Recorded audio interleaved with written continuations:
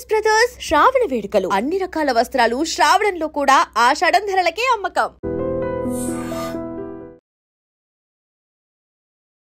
ఉత్తరాఖండ్ లో పూర్తిగా వర్ష బీభత్సం అనుకోండి. ఒక్కసారిగా క్లౌడ్ బర్స్ట్ జరిగింది. ఉత్తరాఖండ్ అన్నా ఉత్తర కాశీ అన్నా మనకు తెలుసు కొండ చర్యలు ఉంటాయి, అంటే ఎత్తైనటువంటి ప్రాంతం అది. సో చాలా మంది టూరిస్టులు అక్కడికి వెళ్తూ ఉంటారు. గంగా నది తీరాన ఉన్నటువంటి దేవుడు దర్శనాల కోసం అంటూ కూడా వెళ్తూ ఉంటారు. ఒక్కసారిగా క్లౌడ్ బర్స్ట్ జరగడంతో కంప్లీట్ గా అక్కడ ధారావలి అనేటువంటి గ్రామం ఏదైతే ఉందో కంప్లీట్ గా బురదమయంగా మారిపోయింది. ఆ గ్రామంలో ఉన్నటువంటి ఇళ్ళు, ఆ తర్వాత హోటల్స్ అన్నీ కూడా ఈ బురదలో మట్టిలో కూరుకుపోయినటువంటి పరిస్థితి కనిపిస్తోంది. అత్యంత భయానకమైనటువంటి వర్షం అత్యంత భయానకమైనటువంటి వరద, కొండ చర్యలు విరిగి పడ్డం ఒక్కసారిగా గ్రామం మీద అదేదో పిడుగులాగా పడ్డటువంటి ఆ పరిస్థితి అనిపించింది. ఎందుకంటే ఆ బురద చూసినా లేకపోతే ఆ వరద చూసినా కంప్లీట్ గా ఒక్కసారిగా కొన్ని లక్షల లీటర్లు ఒకేసారి ఈ గ్రామాన్ని పూర్తిగా తుడిచిపెట్టేశాయి అని అనుకోవచ్చు. కంప్లీట్ గా ఈ గ్రామంలో ఉన్నటువంటి ఇళ్ళు, హోటళ్ళు అసలు నామరూపాలు లేకుండా ఆ వరదలో కొట్టుకుపోయిన పరిస్థితి. క్లౌడ్ బర్స్ట్ అంటే దాదాపుగా అన్ని మేఘాలు ఒక దగ్గర కంప్లీట్ గా చేరుకొని కంప్లీట్ డార్క్ గా అయిపోయిన తర్వాత 100 మిల్లీమీటర్ల వర్షపాతం ఒకేసారి కురిస్తే ఎన్నైతే నీళ్ళు వస్తాయో అంతే ఇదిగా ఇప్పుడు క్లౌడ్ బర్స్ట్ ఎక్కడైతే జరుగుతుందో చాలా తక్కువ ప్రాంతాల్లోనే బీభత్సకరమైనటువంటి వర్షం కురవడం, ఆర్ రెడ్ అలర్ట్ ఎప్పుడైతే జారీ చేస్తారో అంటే కుంభవృష్టి వర్షం, కనీసం అంటే కనీసం గ్యాప్ లేకుండా ఒక ట్యాప్ మనం ఆన్ చేస్తే ఎంతైతే ప్రెషర్తోనైతే నీళ్ళు వస్తాయో అట్లాంటి వర్షం ఒకే చోట చాలా తక్కువ ప్రాంతాల్లో ఎక్కువ వర్షం పడ్డప్పుడు ఇట్లాంటి సిచ్యువేషన్ వస్తుంది. సో సేమ్ అదే జరిగింది ఇప్పుడు ఉత్తర కాశీలోని ఒక ధారావలి అనేటువంటి గ్రామం పూర్తిగా తుడిచిపెట్టుకుపోయింది. అందులో ఇప్పటికే స్పాట్ లో 4 చనిపోయినట్టుగా మనకున్నటువంటి సమాచారం. ఆ మృతుల సంఖ్య చాలా పెద్ద ఎత్తున ఉండే అవకాశం ఉంది అనేటువంటిది వార్త బయటికి వస్తోంది. ఇంకోటి 50 మంది అయితే పూర్తిగా వరదలో గల్లంత అయిపోయినటువంటి పరిస్థితి. అట్లాగే ఇప్పుడు ఆ ఇళ్లలో ఎవరైతే ఉన్నారో, ఆ హోటల్స్ లో ఎవరైతే ఉన్నారో పూర్తిగా బురదలో కూరుకుపోయాయి అవన్నీ కూడా. అందులో ఆ మట్టిలో బురదలో ఎంతమంది ఉన్నారు అనేది కూడా ఎగ్జాక్ట్ సంఖ్య కూడా చెప్పలేకపోతున్నారు. ఆ బీభత్సం చూస్తేనే మనకు అర్థమవుతోంది ఎంత భయంకరమైన వరద అక్కడ ముంచెత్తింది అనేది.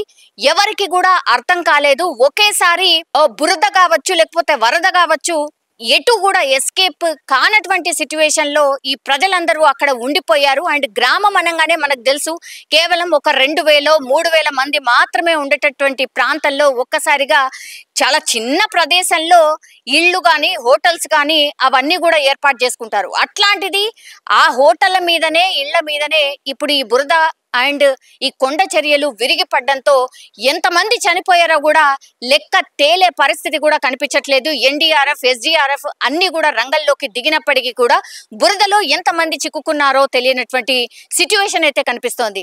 ఇప్పుడు అక్కడి నుంచి అందుతున్నటువంటి సమాచారం ప్రకారం అయితే కంప్లీట్ గా ఈ క్లౌడ్ బర్స్ట్ వల్ల ఎక్కడైతే ఈ వరద గాని ఈ కొండ చర్యలు విరిగి పడ్డటువంటి ప్రాంతం ఏదైతే ఉందో అక్కడ పెద్ద ఎత్తున టూరిస్టులు ఉన్నట్టు చెప్తున్నారు. దేవుడు దర్శనాల కోసమని వచ్చినట్టుగా చెప్తున్నారు. అంటే ఫ్రీక్వెంట్ గా ఈ టూరిస్టులు రావడం అనేది వెరీ వెరీ కామన్. వీళ్ళందరూ కూడా మరి ఎక్కడి నుంచి వచ్చారు, ఈ టూరిస్టులు ఎంతమంది చిక్కుకుపోయి ఉంటారు, అట్లాగే ఆ ఇళ్లలో ఎంతమంది అప్పుడు ఈ వరద బీభత్సం క్రియేట్ చేసినప్పుడు ఎంతమంది ఉన్నారు అనేది కూడా లెక్క తేలాల్సిన అవసరం అయితే కనిపిస్తోంది.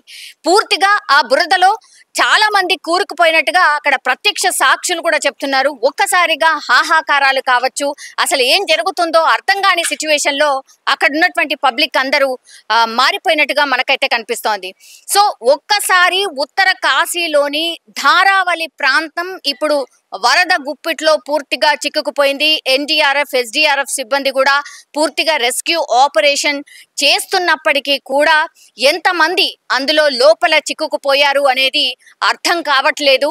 అండ్ ఈ సంఖ్య చాలా పెద్ద ఎత్తున ఉండే అవకాశం ఉంది అనేటువంటి మాట కూడా చెప్తున్నారు.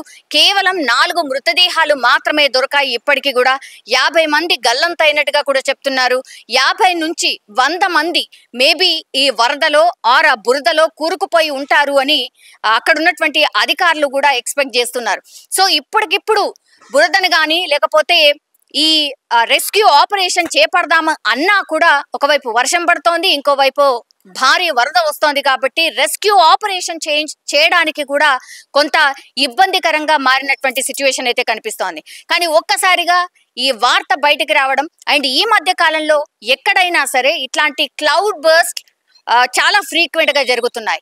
మొత్తం ఎక్కడైతే క్లౌడ్ బర్స్ట్ జరుగుతుందో అక్కడ కంప్లీట్లీ గ్రామాలు అనుకోండి, లేకపోతే ఆ వెహికల్స్ అనుకోండి, ఇళ్ళు అనుకోండి, కంప్లీట్ గా ఆ వరద బీభత్సంలో కొట్టుకుపోతున్నాయి. సర్వం కోల్పోయి సర్వనాశనమే చేస్తోంది ఈ వరద అనుకోండి, లేదంటే క్లౌడ్ బర్స్ట్ జరిగిన ప్రాంతం మాత్రం అసలు కంప్లీట్లీ క్లౌడ్ బర్స్ట్. అండ్ ఆ తర్వాత ఈ వరద అంతా పోయిన తర్వాత అసలు ఒక భయానకమైన సిచ్యువేషన్ అక్కడ కనిపిస్తోంది. ఎక్కడికక్కడ ఇళ్ళు, ఎక్కడికక్కడ వెహికల్స్ కావచ్చు, లేకపోతే వాళ్ళ వస్తువులు కావచ్చు చెల్లా చెదురు అయిపోవడం, అసలు ఇల్లే కనిపించకపోవడం, కంప్లీట్లీ తుడిచిపెట్టుకుపోవడం, ఇట్లాంటి పరిస్థితులే కనిపిస్తున్నాయి. ద సేమ్ సిచ్యువేషన్ ఇప్పుడు ఉత్తర కాశీలోని ధారావళి అనే గ్రామంలో మనకైతే స్పష్టంగా కనిపిస్తోంది. సో ఈ రెస్క్యూ ఆపరేషన్ చేపట్టడానికి ఇంకెన్ని గంటలు పడుతుందో తెలియదు, ఆ మృతదేహాల్ని బయటికి తీయడానికి ఎన్ని గంటలు పడుతుందో తెలియదు, మిస్సింగ్ ఎంత మంది అనే సంఖ్య తెలవడానికి ఎంత టైం పడుతుందో తెలియనటువంటి సిచ్యువేషన్ ఇప్పుడు ఉత్తర కాశీలో మనకైతే కనిపిస్తోంది. నిజంగా ప్రస్తుతం ఉన్నటువంటి సమాజం దేనికి ప్రయారిటీ ఇస్తుంది? ఆర్థిక సంబంధాల చుట్టూ మాత్రమే తిరుగుతోంది. మళ్ళీ ఎన్నికలంగానే చాలా విరక్తి కలుగుతున్నాం. మంచి అనిపిస్తుంది కదా, లేడీస్ కూడా ఛాలెంజింగ్ జాబ్స్ చేసినప్పుడు చాలా బాగుంటది. ట్రాఫిక్ అసిస్టెంట్స్ గా నియమించిన ట్రాన్స్జెండర్స్ అందరితో సాల్యూట్ చేయించుకుంటున్నారు. ఫుడ్ డెలివరీ ఇవ్వటానికి వెళ్ళినటువంటి డెలివరీ బాయ్ అనిల్ పై కళ్ళ ముందు